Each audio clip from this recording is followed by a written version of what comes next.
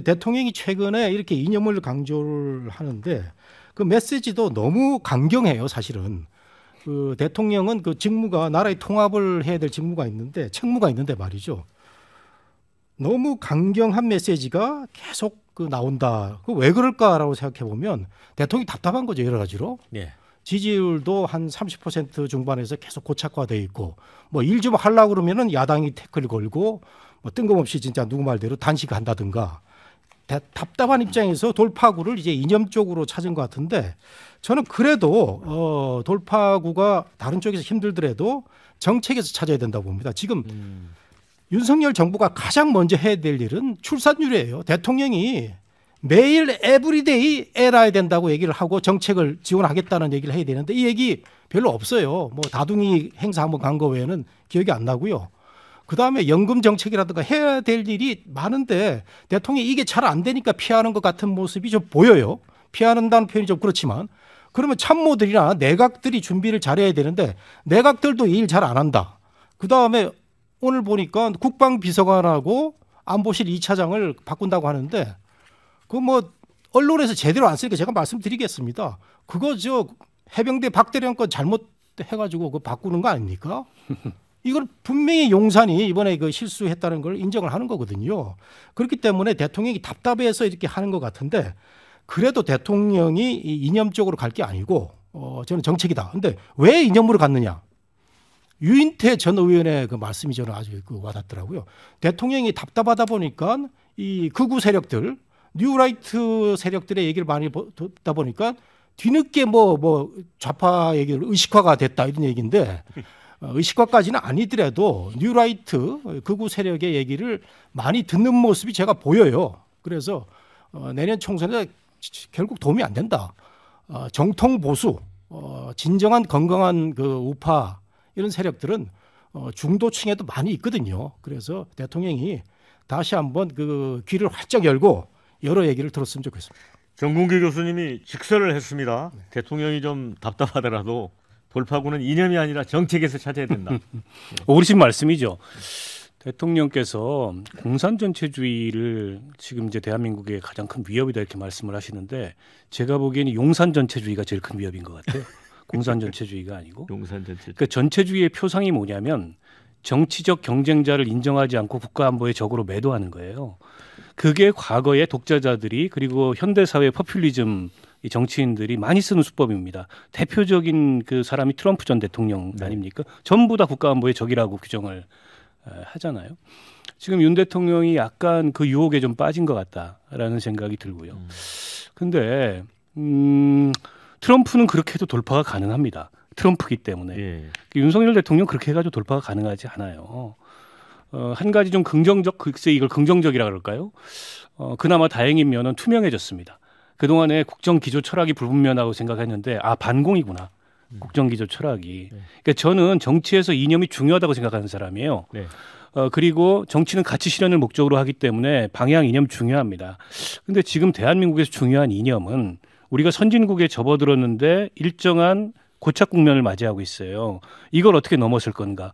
국민이 먹고 사는 문제를 정말 선진국답게 해결하기 위해서 어떤 국가 전략, 어떤 국가 비전을 가져갈 건가. 이런 차원과 이런 수준의 논쟁을 하면은 그건 바람직한 거죠. 근데 이거는 시대를 거꾸로 돌려가지고 80년대에 빨갱이 사냥을 지금 대통령이 앞장서가지고 하고 있어요. 그러니까 수준이 너무 낮다는 겁니다. 저는 저런 수준 낮은 이 점의 세례를 유튜브 보면서 대통령께서 밤마다 받는 것 같은데 좀 수준 좀 높이라. 이 말씀을 우선 드리고 싶고요. 국민의힘에서 지금 아무도 안 쫓아가잖아요. 예. 그냥 방관하지 않습니까? 대통령이 벌이는 이념 전쟁에 대해서 왜 안 쫓아가겠습니까? 저거 쫓아갔다는 내년 선거 폭망이거든요. 그러니까 그냥 그거 뭐 저기도 못하고 적극적으로 엄호도 못하고 쫓아가지도 못하고 어정쩡한 상태로 보고 있는 겁니다. 저는 이번에 그 육사가 아니고 저 해병대 저 박대령 문제도 그렇고 아까 이제 저 안보실 2차장하고 국방비서관 경질을 하는 것도 사실은 VIP가 경로했다 이게 밖으로 샜잖아요. 그거에 대한 반응이라고 보고요. 그리고 실제 대통령이 좀 주도했다고 보고 홍범도 장군 흉상 이전도 대통령이 주도하고 있다고 봅니다. 이게 이제 지금은 이데올로기적 상징에 대한 일종의 상징 투쟁을 하고 있는데요. 예. 힘을 가지면은 제도를 왜곡시키는 방식으로 나갈 겁니다. 국회 과반 의석을 가지면 그게 파퓰리즘 지도자들이 그 정치적 경쟁자를 국가 안보의 적으로 규정하면서 보이고 있는 모습이거든요. 지금 이제 전 세계적인 정치에서 때문에 과반 의석 가지면 안 돼요. 저런 식의 대통령이 생각을 갖고 있으면은 굉장히 위험해집니다. 그 대한민국 민주주의를 파괴하는 그런 이 제도의 왜곡으로 나갈 거거든요. 그런 면에서 봤을 때 저는 저렇게 대통령이 질주 해가지고는 여당으로서는 내년 총선이 정말 곤혹스러울 수밖에 없다. 이런 상황에서 대통령이 제시한 기조를 벗어나는 선거 전략을 가지기가 어려워요. 인재 영입 그 범위 내에서 해야 됩니다. 이념 전사들 인재 영입해야 돼요. 누가 지금 그걸 하려고 그러겠습니까? 자, 이민철 부대변인, 네. 우리 박원석 의원님께서는 이제 그 윤 대통령의 이념 강조가 어떤 초보적인 형태의 어떤 포퓰리즘의 어떤 성격을 띠고 있다는 얘기가 있는데 당내에서는 어떤 분위기입니까? 일단 이런 내용에 대해서 그렇게 고차원적으로 생각할 필요가 없을 것 같아요. 저는 너무 뭐 가서 무슨 너무 이념 전쟁이다 이런 차원의 문제는 전혀 아닌 것 같고 야당을 적으로 본다 이런 내용에 대해서 저는 동의를 할 수가 없어요. 야당을 청산해야 될 대상으로 보고 적으로 봤던 거는 문재인 정부였어요. 적폐청산위원회 만들어서 다 감옥 보내고 돌아가신 분들도 많고 그게 정말 야당을 적으로 보고 했던 거죠. 저는 그렇게 보고 민주당은 대선을 인정하지 않잖아요. 민주당이 뭐 어느 새로운 정부 들어섰는데 국정기조에 하나라도 동의하고 도움을 주고 뭐 통과시켜준 법안이 있습니까? 전혀 뭐 그런 절차가 없었기 때문에 야당을 인정하지 않는다. 그러면 저 양쪽 다 지금 뭐 상황이 크게 다르지 않은 것이라고 보고요. 그럼 대통령이 늘 말씀하시는 건 상당히 그 원론적인 기본적인 말씀이라고 생각을 해요. 헌법 정신에 충실하자는 거예요. 자유민주적 기본 질서에 입각하자. 이 자유를 지키려면은 그냥 자유를 외친다고 자유가 지켜지지 않잖아요. 법치가 바로 서야 되고 공정한 경쟁이 이루어져야 되고 또 그 경쟁에서 낙오된 사람이 있으면은 그분들에게도 손을 내밀었고 다시 함께 갈 수 있는 정책을 만들어야 되고 이런 것들을 만들어야 되는 토양을 만들자는 게 전 대통령의 말씀이라고 저는 기본적으로 생각을 합니다. 그래서 거기에 뭐 자유를 외치니까 뭐 이게 야당을 다 적으로 보고 공산당 반대 뭐 이렇게까지 저는 생각하지 않고요. 그래서 대통령이 이 정권을 잡은 다음에 많은 그동안 가려져 있던 게 많이 드러났잖아요. 뭐 예를 들어 뭐 북한에서 지령을 받고 정말로 노조 파업을 했던 분들도 있었고 뭐 북한 행사에 가는 지금 분들도 있었고 북한의 핵 문제에 대해서는 거론하지 않고 종전선언을 하자 그러고 유엔사를 해체하자 그러고 이런 일련의 과정들이 과연 이 대한민국 국민들의 영속적인 이런 자유를 보장할 수 있는 행동인가 대한민국 정치 지도자들이 이런 주장을 하는 게 맞느냐에 대한 의문이 여기저기서 있으니까 그런 말씀을 하신 거라고 보고요. 이념이 과잉돼서 정책을 폈던 거는 전 정부죠. 그래서 소득주도 성장하고 통계를 왜곡하고 그러다가 부동산 폭등하고 너무 민생이 피폐해졌던 거 아닙니까? 지금이 그런 상황인가요?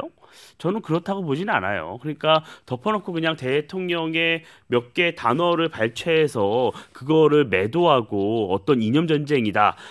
구시대적인 이념 논쟁만 하고 있다. 이렇게 매도해서는 너무 1차원적인 해석이다. 저는 그렇게 생각합니다. 근데 대통령이 지금까지 뭐 8.15 기념사부터 시작해서 지금 1년의 발언들이 이념을 전혀 뭐 이념 전쟁의 어떤 행태가 아닌 그냥 뭐 염려 차원에서 이야기를 하고 있다 이렇게 생각하실 분이 누가 있겠습니까? 요 근래 요 한 달만 해도 벌써 한 5-6번을 아주 세게 공산 전체주의라고 하는 학문적으로도 없는 이야기를 하니까 공산 전체주의가 용산 전체주의다 이렇게 이야기를 말의 프레임을 만들기까지 만드는데.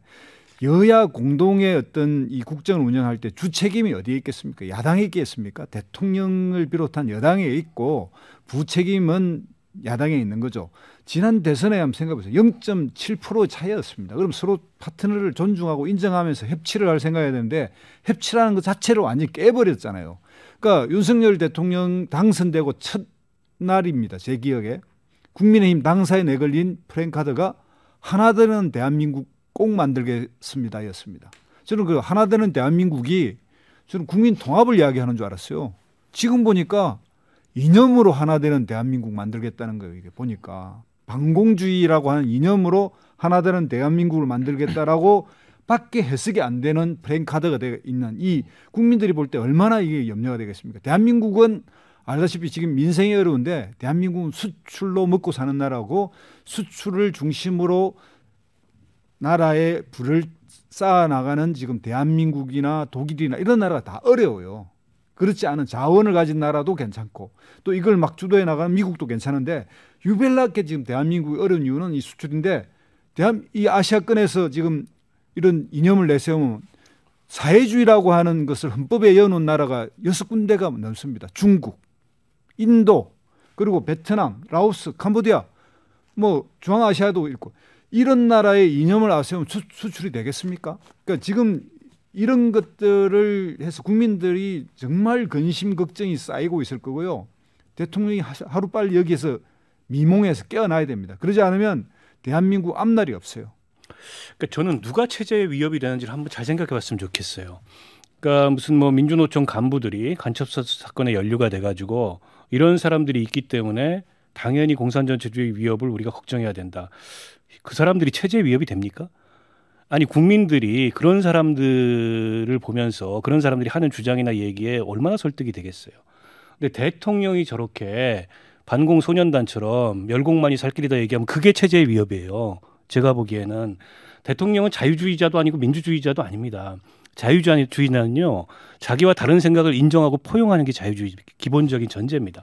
민주주의는 이 법, 제도, 절차 이거를 이제 법치주의 원칙에 따라서 지키는 것뿐만이 아니라 상호 존중과 제도적 자제라는 그런 민주주의의 일종의 이제 규범이라고 할 수 있죠. 제도화되지 않은 이런 것들을 지키는 지도자가 민주주의 지도자예요.